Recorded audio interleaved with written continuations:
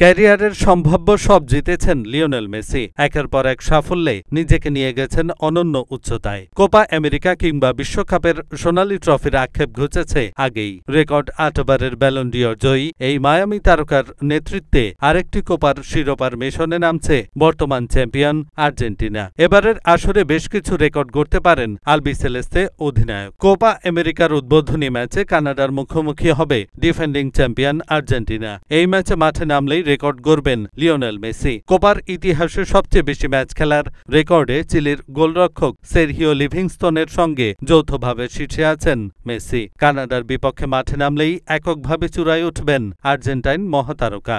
Copa আমেরিকার ইতিহাসে সবচেয়ে বেশি গোলের মালিক আর্জেন্টিনার নরবের্তো মেন্ডেস ও ব্রাজিলের জিজিনিও। যৌথভাবে সমান সংখ্যক ১৭ গোল করে এ তালিকায় শীর্ষে রয়েছেন তারা। এদিকে ৩৪ ম্যাচে ১৩ গোল নিয়ে তালিকায় সাথে আছেন মেসি। কোপায় সবচেয়ে বেশি গোলের রেকর্ড গড়তে দরকার আরও ৫টি।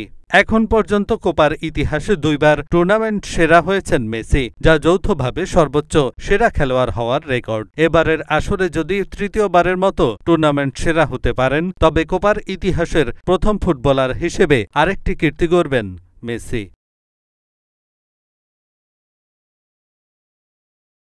এহসানুল হক, ঢাকা পোস্ট।